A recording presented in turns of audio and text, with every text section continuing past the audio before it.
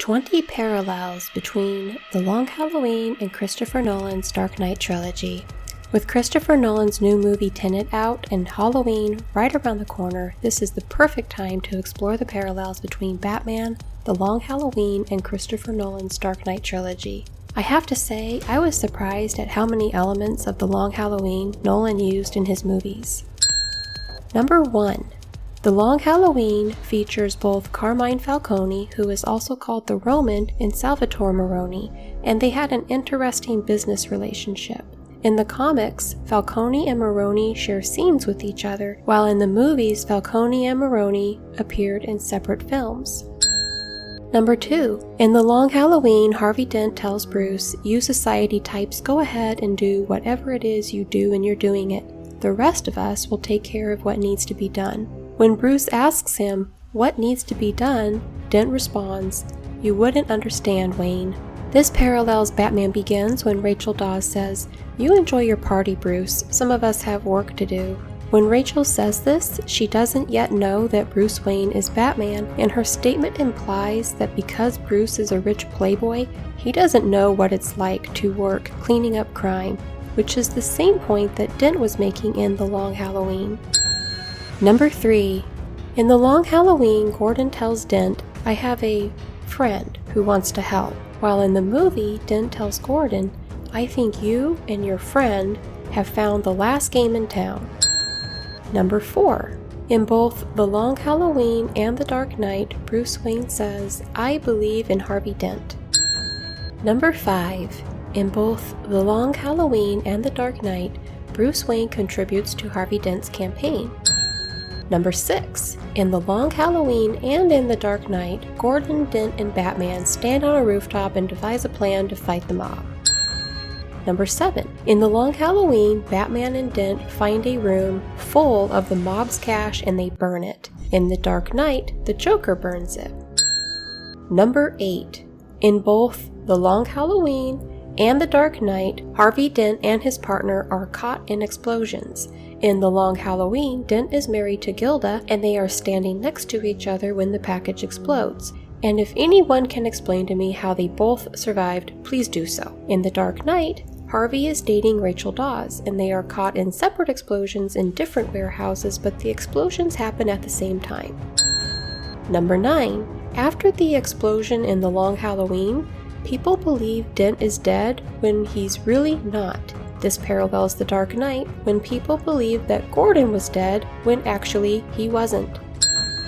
Number 10. In The Long Halloween, Dent reveals he was hiding in plain sight by wearing a mask. In The Dark Knight, Gordon reveals he hid in plain sight by wearing a helmet. Number 11. In both The Long Halloween and The Dark Knight, Batman hurts Maroni to get him to talk about the Joker, and Maroni's answer is sarcastic and resentful. Number 12. A car full of goons blows up in The Long Halloween, and in The Dark Knight, Judge Cirillo's car blows up. When I first saw this panel in the comics, I instantly thought of the Judge's car in The Dark Knight. The camera angle seemed similar to me. Number 13. In The Long Halloween, a prison guard tells an inmate to, quote, "step away from the door." In The Dark Knight, a prison guard tells an inmate, "step away from the bars."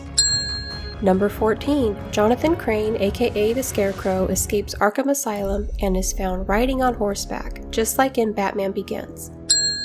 Number 15. In The Long Halloween, Harvey Dent is seen half covered in shadow while he's flipping a coin before his transition to Two-Face, just like in The Dark Knight.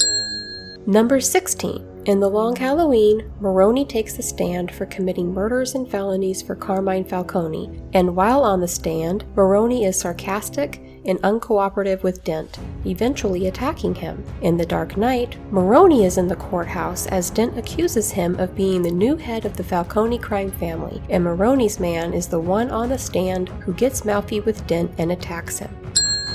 Number 17. In both The Long Halloween and The Dark Knight, Harvey escapes the hospital before anyone realizes he has become evil. Number 18. In The Long Halloween, Gordon moves Maroni from jail. In The Dark Knight, Gordon moves Dent from jail. In both stories, the prisoner is attacked in transport. Number 19. In the beginning of The Long Halloween, Bruce says, "I believe in Gotham City," and shortly after he also states, "I believe in Harvey Dent."